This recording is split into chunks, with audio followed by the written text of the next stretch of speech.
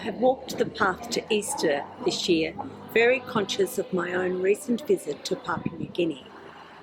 It was an experience of moving from darkness to light, passing on the Easter light, the light of the risen Jesus. Maria, our overseas program manager, and I had the joy of visiting our Mercy Works projects in Papua New Guinea for 2 weeks in February. We had not been able to visit since 2019 due to COVID. All the challenges of life in PNG are still very real. Some are even heightened since the pandemic. Coming from a privileged lifestyle in Australia, I find these challenges very confronting. There is extreme poverty, climate change is severe across the country, and the poorest are impacted the most. The access to connectivity by either phone or internet has worsened. Examples of corruption at the government level abound. Ensuing frustration is often bubbling just below the surface. One of the consequences of the frustration and hopelessness is an escalation in violence. While acknowledging all these challenges of life in PNG, I experienced hope and light. Whenever I visit PNG, I am always touched by the warmth of the people, their deep faith, their strong sense of family and community, and the beauty of the countryside. We heard many uplifting Mercy Works stories. The Mercy Works program in Chimbu aims to improve the living standards of vulnerable people by building skills and capacities to enable them to develop their own economic and social development.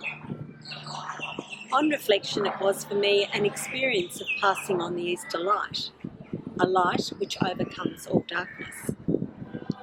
A key activity of our work in Chimbu is the Leave No One Behind project, a village savings and loan scheme.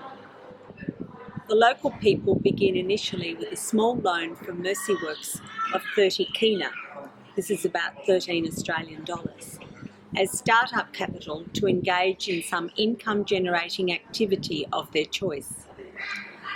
After 2 weeks, this must be returned to Mercy Works so it can be passed on to another participant.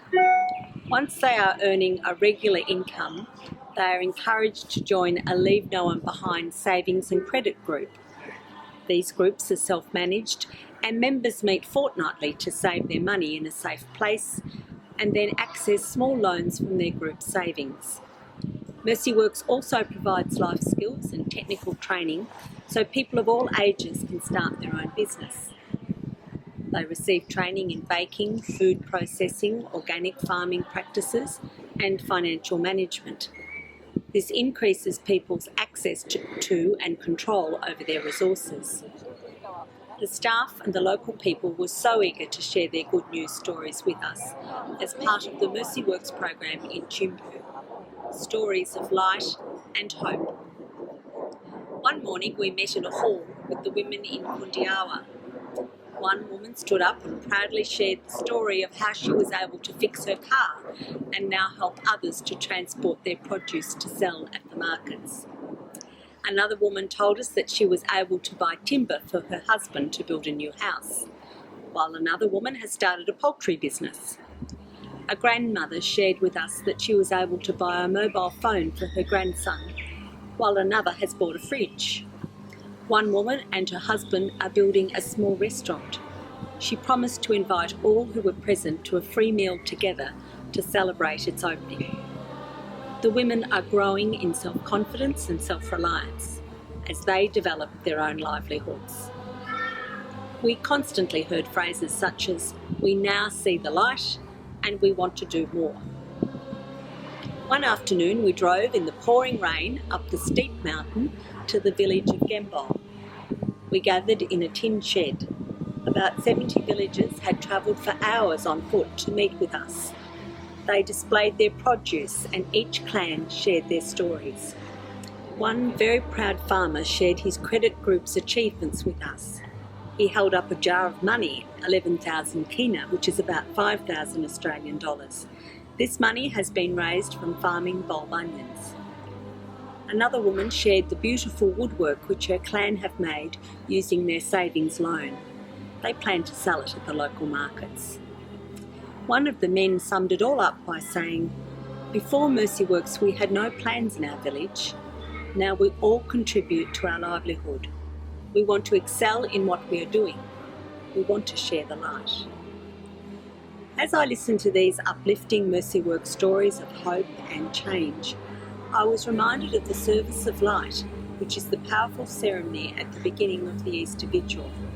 This begins in the dark as the Easter fire is lit outside. The large Easter candle is lit from this blazing fire, and each person lights their own candle, passing on the light to each other.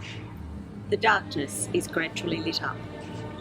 It is a moment of exuberant joy and thanksgiving. The leader proclaims, "Christ our light," and we all respond, "Thanks be to God." As I listened to these stories in PNG, these words echoed in my own heart. And so I invite you this Easter to listen attentively for stories in your own life in which the Easter light of Christ is passed on to others. Stories of hope which lift your spirit. And in the words of Catherine McCauley, the founder of the Sisters of Mercy, I invite us all to be shining lamps, bringing light to all around us this Easter. Thank you, and I wish you all many blessings for the Easter season.